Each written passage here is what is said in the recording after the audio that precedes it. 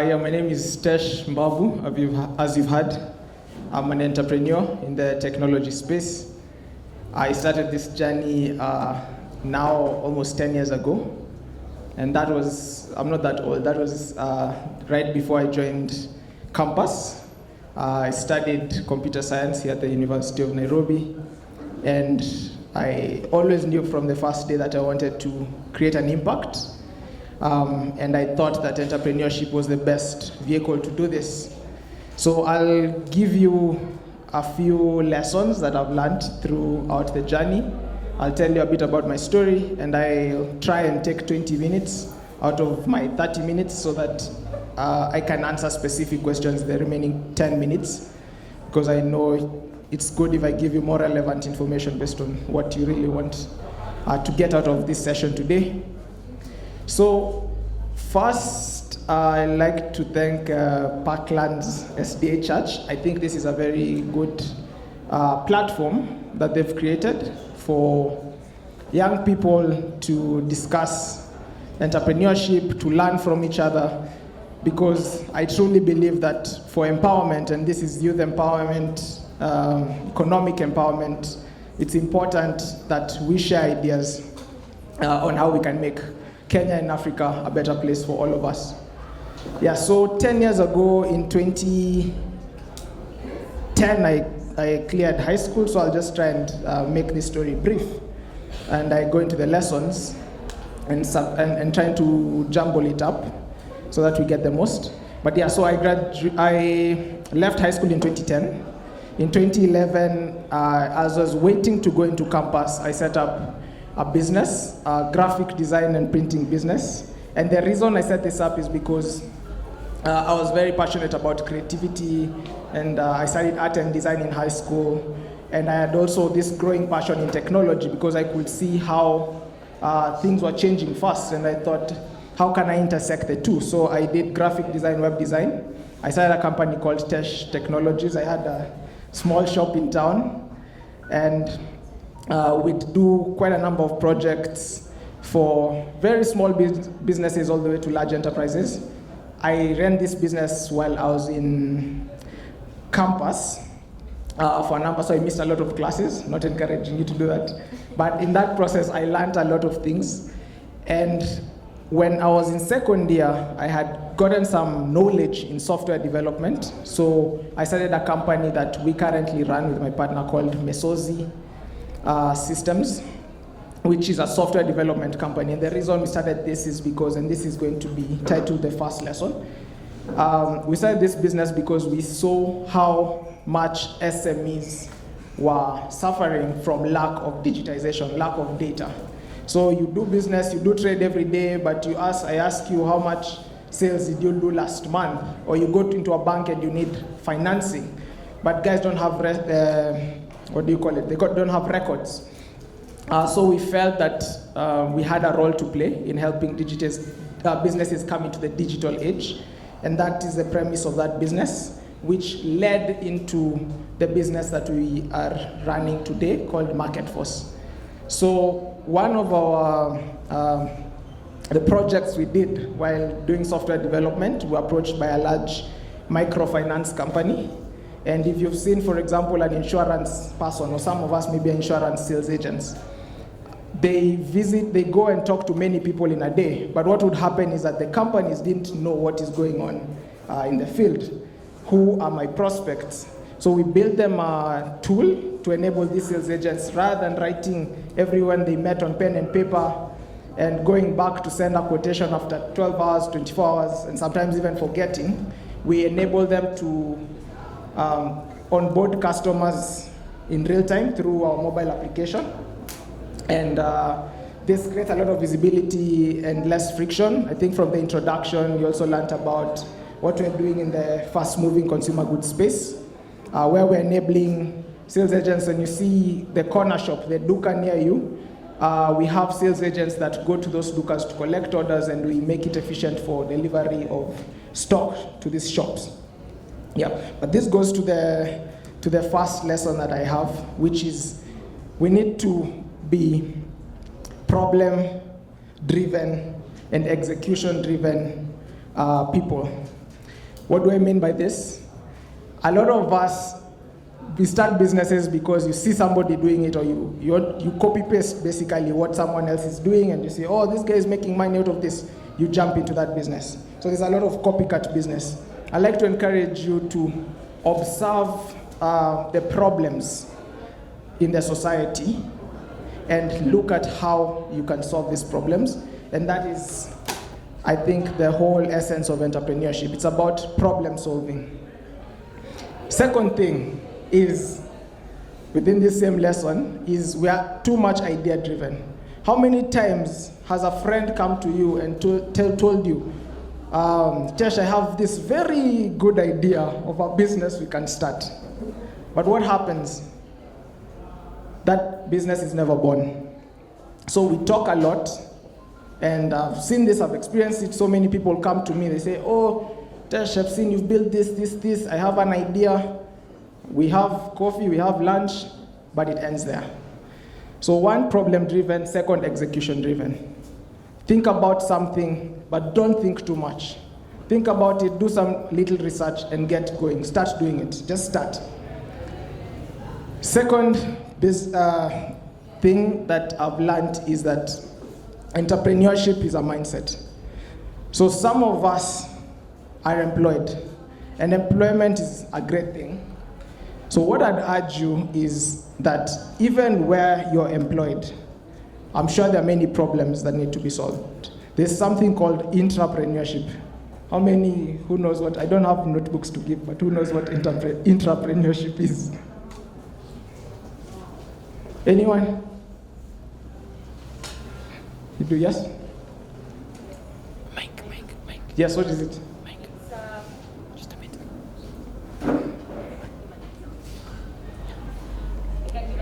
Yeah, sure. Hi, it's actually something I read somewhere.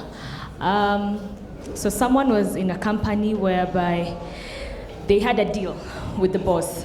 It was a big deal, and so what she did is she went to the boss with a good idea of whatever should have been done, and then she asked for like 1% of whatever was going on in the business. It's like making money within your company. Yes. Yeah, so that's a great try. So that's actually one of the ways to do it. So entrepreneurship is basically having an entrepreneur mindset within a company. So there's two things which we confuse. We think entrepreneurship is starting a business or owning a business. Entrepreneurship is a mindset. And it's all around looking at the society and looking at problems and how do we address these problems. So even within the places you work, I had somebody say they work in a travel agency.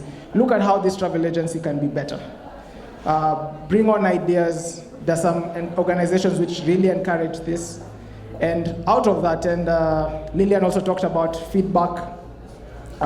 Give feedback in your organization on how processes can be better, how things can be better. And when your organization grows, you grow as well. So let's have an entrepreneurship mindset. And the second thing about having an entrepreneurship mindset, which ties to number one, is starting with why you want to do something. So again, a lot of us start from the basic need of having or wanting money, wanting wealth. But entrepreneurship and having entrepreneurship mindset is bigger than money. It's about how do you improve what exists, how do you improve people's lives. So yeah, that's about having an entrepreneurship mindset. The third thing is about being ready and willing to fail. So we should not let the idea or the fear of failure to cripple us. Be willing to take a risk, be willing to try. If it fails, you fail and you try again and you move forward. It's all about resilience and persistence. And there's something they call failing fast and failing forward. Another challenge that I've seen with entrepreneurs is you drag along a business that is not working for too long. So if you're doing something, I'm not saying you quit fast, but you need to look and look at all the factors and realize, why is this business not taking off as I anticipate? Try and iterate, try and fix it. If it doesn't work, move on to the next thing. Figure out something.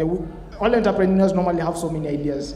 So for example, I've had failed businesses. I'll give you an example of, we started a business straight out of campus in 2015. That was automating the procurement process, tendering process. How many of you have heard of something called IFMIS? IFMIS, by the government, yes. So this is automatic procurement, but we started a business where we were going to companies and telling them, even banks, any sort of companies that do procurement, that rather than floating these tenders in the newspaper and receiving loads of paperwork, why don't you just have a platform where people go, apply for the tender. We make the evaluation process of the tender very simple. But this business failed because of one reason. It was an external factor, which is the market.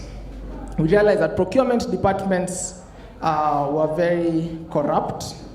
Okay, sorry to say this, but we all know this issue of corruption, which we're fighting with our government and with a lot of institutions now. But this business failed just because of external factors. We could have chosen to say, no, we have to save Kenya, we have to save the world. We're going to push this procurement system until it is adopted. I wouldn't have been where we are today if we kept pushing this thing that is not working. So if you see something is not working, be willing to fail fast and fail forward. Yeah, then I'll go into the topic of fundraising. That a lot of entrepreneurs, when you're starting out, this is one of the big challenges. You say, where do I get money to start? How do I start? So what I've realized works in this context of Africa and Kenya is what we call customer-driven businesses. So what you need to do is, because before any investor funds you, you need to have progress. You need to show that you've started, you've taken the leap. You don't go to an investor with an idea. They don't like ideas. They like people who have executed. So execute, try and bag your first customer, your second customer. When you go and talk to an investor, you're telling them that, look, over the last year, we've been able to make this progress. And in business terms, it's called traction. So you need to make some traction before you go out looking for money. Otherwise, the process of raising funding without having any traction is super difficult. I'll give you an example out of what I did. We started a software company called Mesozi, and we started doing projects. We knew we wanted to build a solution that could grow, could scale across the continent, but we didn't know what the solution was. So what we did is we went out and talked to many businesses as possible and told them, we want to digitize your process. How can we help you? What are you willing to pay for? And we got this client who said, I have thousands of field sales agents. I do not know what they do on a daily basis. I would like to track what they're doing, what products are selling best, in what regions are they selling. They paid us to build this software for them. And we continued selling this software to other similar companies. By the time we realized that this is a good idea, really good idea, and it can grow, we had traction. And that is what made investors interested to back our vision and back our company. And this flows to the next thing about entrepreneurship, which is you need to be a storyteller. I was enjoying Njoroge, who invited me here today, because he calls himself the marketer. And I like that a lot, because anytime I think of him, he's built a brand around Njoroge, the marketer. When you think about Tesh, what do you think about? So ask yourself, when I think about you, what do I think about? And that brand is your story. You need to build a story, and you use a story to do many things, including getting investors. That is how you get the people early on in your journey to get on board with you, because you can't build alone. You need to get employees. In fact, the first employees you get, most times you pay them very little, but the reason they do their job is because they're with you on the vision. And the reason they get on board with you on the vision is because you tell a compelling story. You tell them a story of prosperity, a story of how we're going to change things, how we're going to make an impact. So that's really important. We all need to be storytellers. Storyteller doesn't mean you need to be a noisemaker, but anytime you speak, your message has to be consistent, and we should not lead our conversations with money or wealth or all these things. Really, the best entrepreneurs start with problems and impact, and as they say, money follows good ideas, money follows, and good ideas are ideas that impact the society. The next and last point is that it takes time. So we need to be patient. We're joking over lunchtime about COVID millionaires. And we have this mindset as youth, and it's because I think we've seen it. All the media and the stories are always about X was stolen, billions were stolen. You know, when you see somebody doing really well and you don't ask yourself, how did this person get to where they are? The reality is it's possible to make clean money in this country. It's very possible. And the reason I say this is because there are very many problems that need to be addressed, and we are the right people to address these problems. And one of the best vehicles to address these problems is entrepreneurship. So think about a problem, start today, start solving it. So it's not going to be what we see as overnight success, or all the stories of people who've made it. And I'm sure even the speakers today will attest to this and will tell you about it. The way they've gotten to where they just didn't wake up as CEOs or heads. It took time, and they started somewhere, and they were consistent in what they wanted to do. They were consistent in the dreams. They woke up every day chasing the same thing and did it diligently until they get to where they are. So let's not be in a rush, but let's put in the work. They say the struggle is where greatness comes from. So I have 12 minutes left, which is awesome because I can take some questions.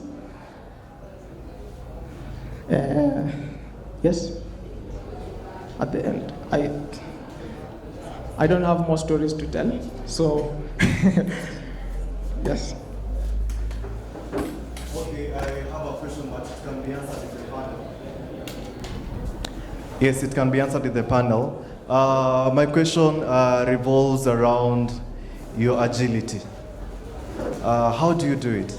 Because I've been stalking you for some time, and I've seen you're very agile. You know, you move like a gazelle. You know how gazelles move from left to right and stuff when they're running. Because this time I can see you're doing this. Then the next time you're in the news, you're doing this. Then the next time I see you're doing this and stuff. So because most of us who are entrepreneurs, I'm an entrepreneur myself, I find myself following a straight line because it's safe. You know I have my 5 clients per month. I'm making X per month. No one is gonna leave me. I'm not going to add anyone, and as long as I have food in the table, I am okay. But there's a way you keep. I know you've talked about entrepreneurship, but how are you not scared to launch a product when there's COVID, for example? How do you go out and get all these millions in terms of capital, and you're not white? Because we have seen most of the founders that are getting money, and that is a discussion we had in our group, the group that we are in together, are white founders. But this is a guy who is very humble, he's going and he's getting this money, and you're just pivoting, and you look like a very simple guy. So how do you do it? Thank you. Yeah, so that's a great question.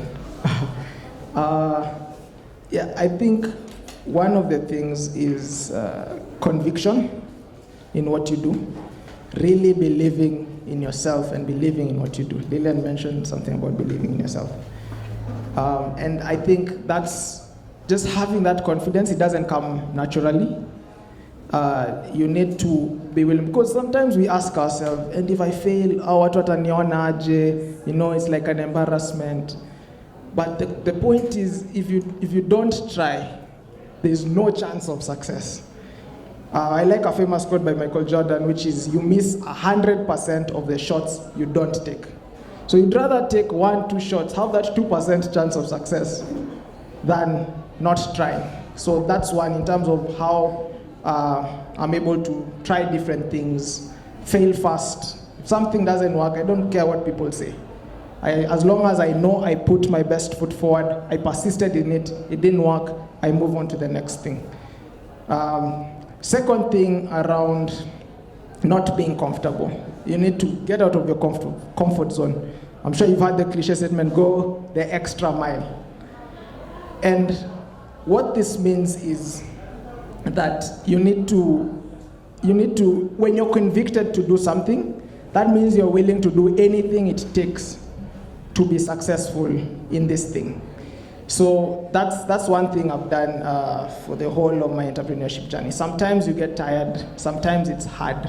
Entrepreneurship is not glamorous as many people think. As I said, in the media, you see 1% of the stories of success, but all these other stories you don't see.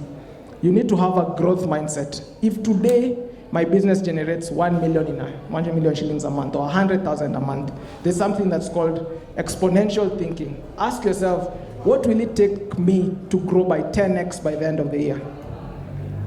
You set really high standards for yourself. Don't care what people think. And you don't need to go announcing to other people your own